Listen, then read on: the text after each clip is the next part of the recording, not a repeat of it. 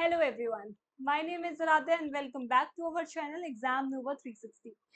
Last class में जो part 2 आपने डाइजेस्टिव सिस्टम का आई होप सबने देख लिया होगा। उसके बाद पार्ट 3 है ये, और ये लास्ट पार्ट है डाइजेस्टिव सिस्टम का। इसमें पूरा डाइजेस्टिव सिस्टम कवर हो चुका है। लास्ट पार्ट में हमने स्मॉल इंटेस्टाइन तक कवर अप कर लिया था, थोड़ा बहुत लार्ज इंटेस्टाइन भी डायग्राम के थ्रू देख लिया था। इसके आगे हम आज के वीडियो में बढ़ने वाले हैं। Let's start. तो आप देख रहे हो स्मॉल इंटेस्टाइन, ये हमने ऑलरेडी कवर कर लिया था कि ये 3 पार्ट्स में डिवाइडेड है, ड्यूडेनम, इलियम, जेजुनम।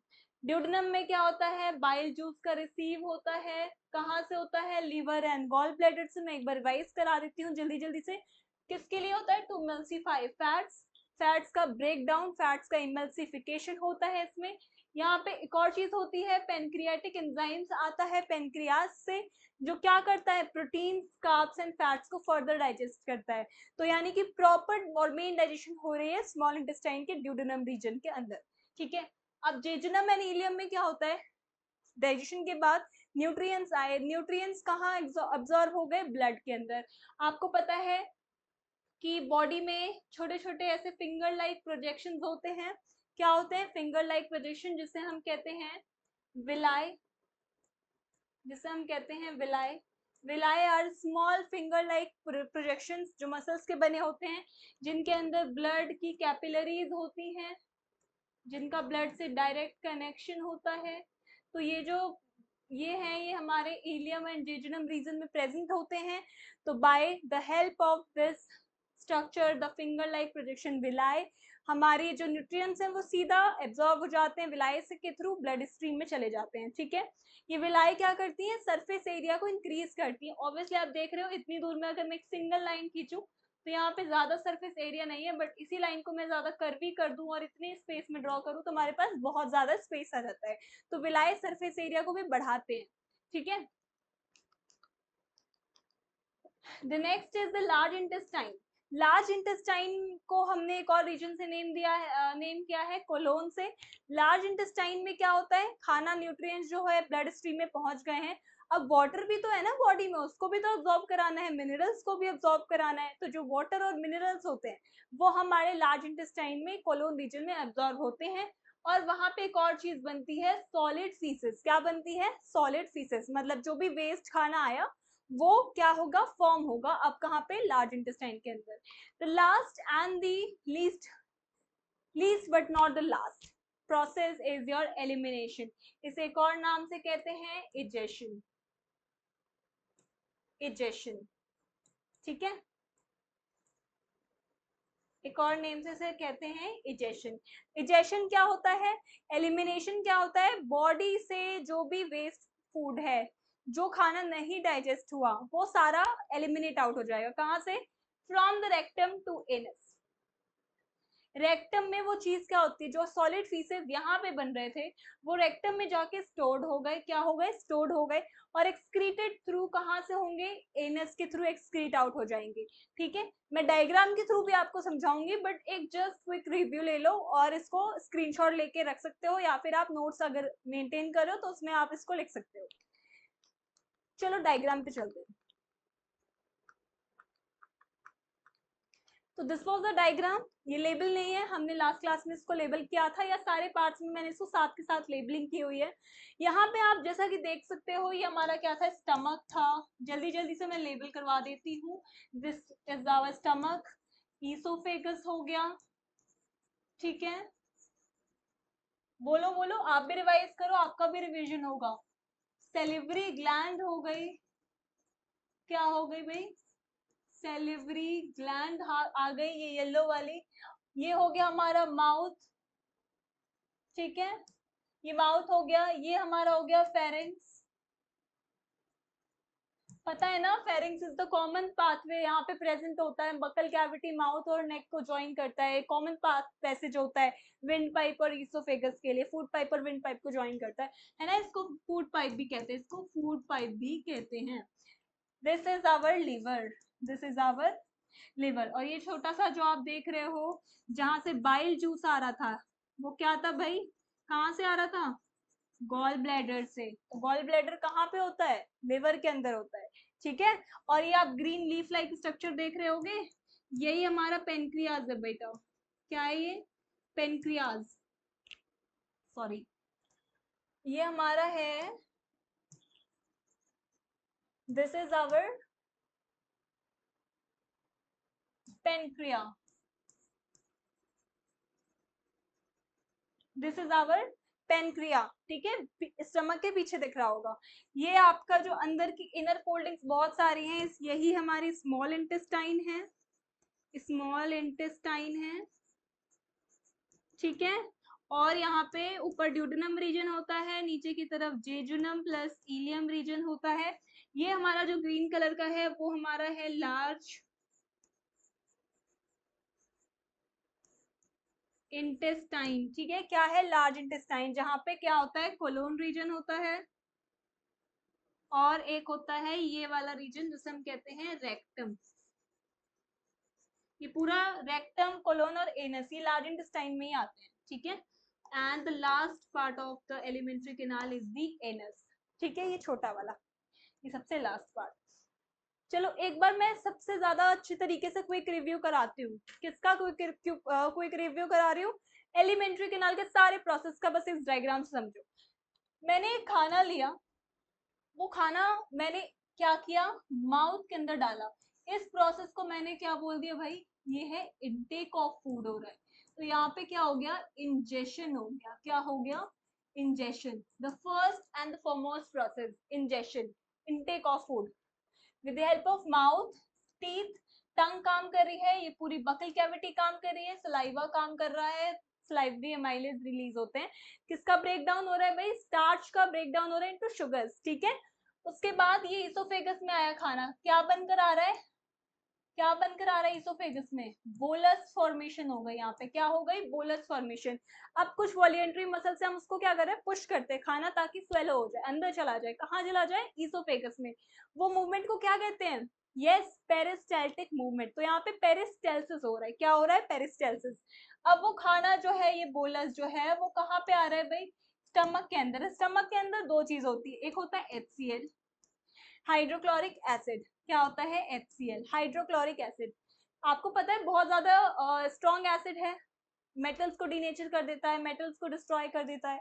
तो यहाँ पे वो खाने को क्या करता है? सिंपल स्मॉल स्मॉल कॉम्पोनेंट्स में तोड़ता है।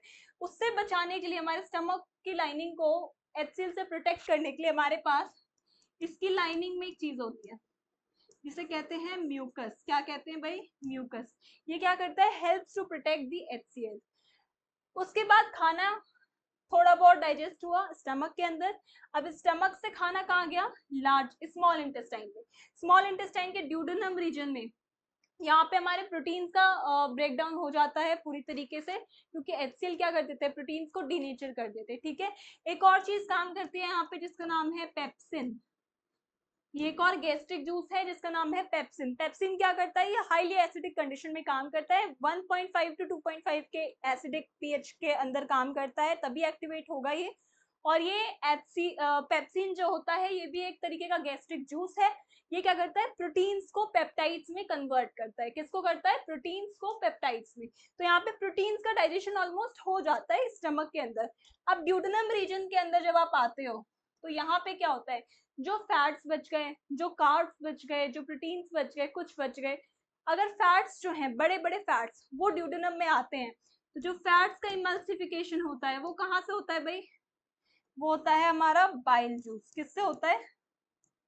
Bile juice. और बाइल जूस कहाँ से आता है? गॉल ब्लैडर से आता है। कहाँ से आता है बाइल जूस? गॉल ब्लैडर से। और ड्यूडेनम में फैट्स का इमल्सिफिकेशन होता है। क्या होता है? Break down of fats. Fats का ब्रेक डाउन हो गया। अब कुछ हमारे पास कार्बोहाइड्रेट्स बच गए, कार्ब्स बच गए, कुछ प्रोटीन्स भी बचे होंगे छोटे मोटे, है ना? उनका ब्रेक डाउन कौन कराएगा भाई? तो उनके लिए एक एंजाइम आता है, पेनक्रियास से आता है, जिसे हम पेनक्रियाटिक एंजाइम्स कहते हैं। जिसे हम क्या कहते हैं? पेनक्रियाटिक एंजाइम्स कहते हैं। ठीक है, ये पेनक्रियाटिक एंजाइम्स क्या करता है? ये कुछ कार्ब्स को ब्रेक डाउन करता है, डाइजेस्ट करता है, बचे हुए फैट्स हो गए डाइजेस्ट, प्रोटीन्स हो गए, और बचे हुए जो भी छोटे छोटे मॉलिक्यूल्स हैं वो प्रॉपरली डाइजेस्ट हो गए हमारे कहाँ पे? स्मॉल इंटेस्टाइन के अंदर।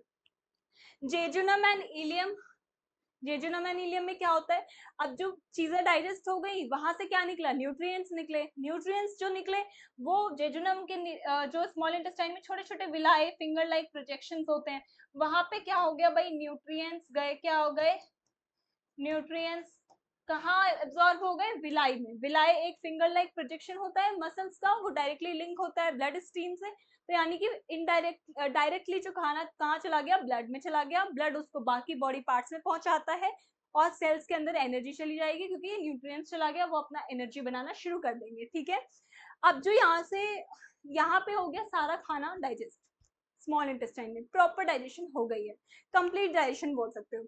अब आते हैं लार्ज इंटेस्टाइन में। लार्ज इंटेस्टाइन में भाई कोलोन रीजन जो होता है, यहाँ से शुरू होता है कोलोन रीजन। कोलोन रीजन में अब बॉडी को खाने से न्यूट्रिएंट्स मिल गए, प्रोटीन्स मिल गए, विटामिन, एवरीथिंग बॉडी को मिल चुकी है सारी चीजें। पानी, उसकी भी जरूरत है बॉडी को, मिनरल्स की भी जरूरत है बॉडी को, तो वो कहाँ एब्जॉर्ब होगा, वो कहाँ डाइजेस्ट होगा, तो वो होता है हमारे कोलोन रीजन के अंदर, जहाँ पे हमारा वाटर एंड मिनरल डाइजेस्ट होता है। क्या होता है भाई, वाटर एंड मिनरल डाइजेस्ट हो गया, कहाँ पे, कोलोन रीजन, और कोलोन लार्ज इंटेस्टाइन में होता है। ठीक है, तो वाटर एंड मिनरल का भी यहाँ से प्रॉपर डाइजेशन हो गया। अब जो खाना वेस्ट था, जो खाना क्या था, वेस्ट था, यानी कि जो अनडाइजेस्टेड फूड था, अनडाइजेस्टेड फूड था,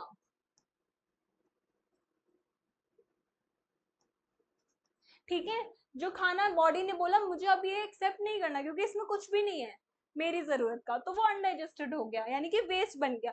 वो वेस्ट आता है, क्या बन जाता है, सॉलिड फीसेस। क्या बन जाता है भाई, सॉलिड फीसेस, और कहाँ स्टोर हो जाता है, रेक्टम के अंदर। कहाँ स्टोर हो गया, रेक्टम के अंदर।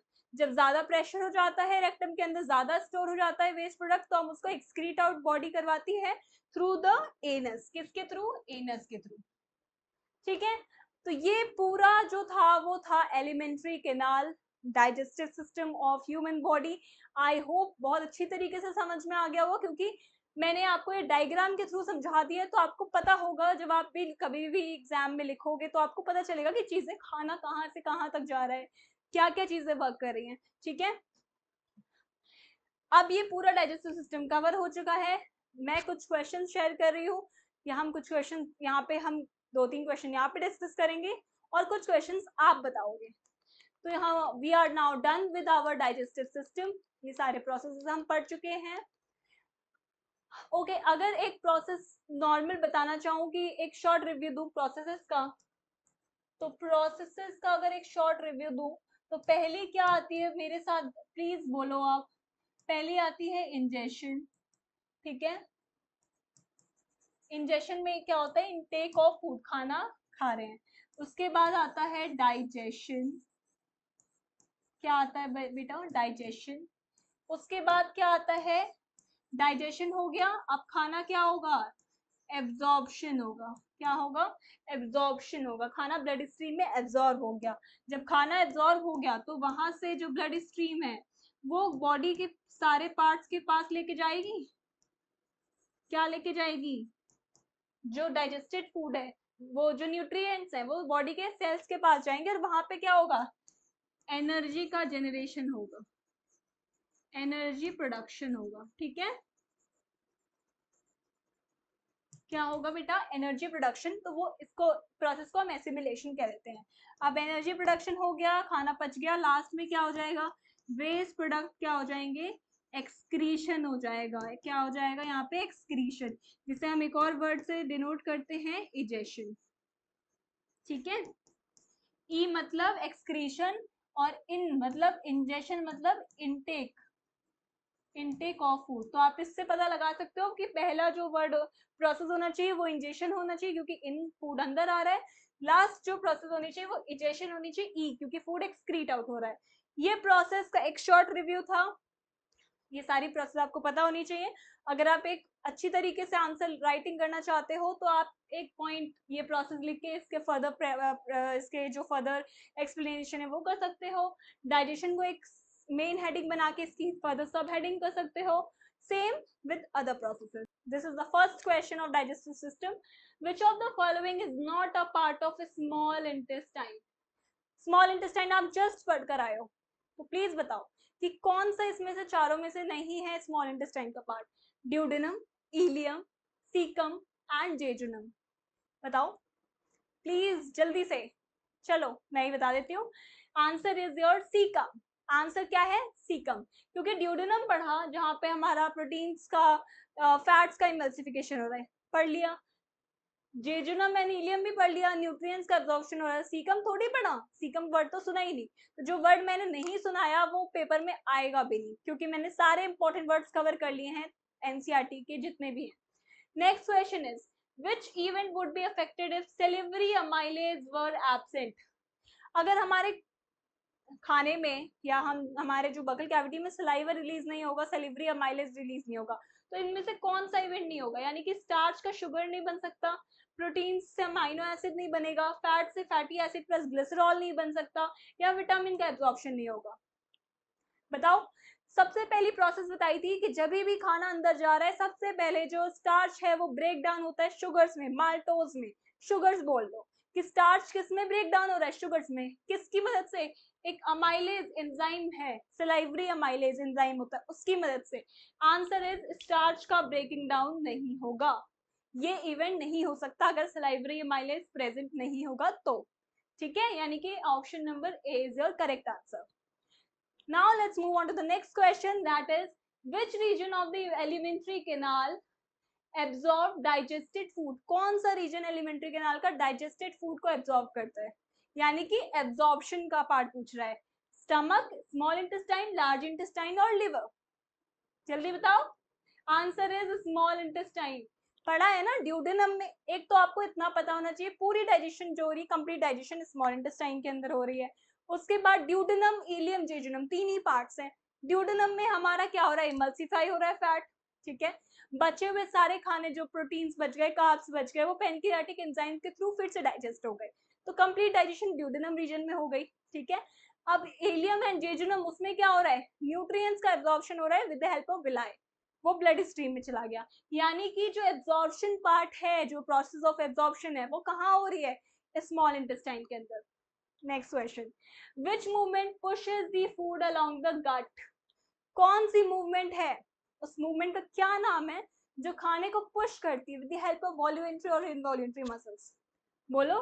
ट्रांसलोकेशन, ट्रांसपिरेशन, पेरिस्टाल्टिक मूवमेंट और डाइजेशन? वेरी इजी क्वेश्चन, मुझे पता सबने गेस कर लिया होगा। The answer is peristaltic movement, peristaltic movement, और you can also say peristalsis. Okay, सो ये है हमारा peristalsis movement. Now the next question is HCl in gastric juice converts. HCl जो हमारे स्टमक में प्रेजेंट होता है वो क्या कन्वर्ट करता है?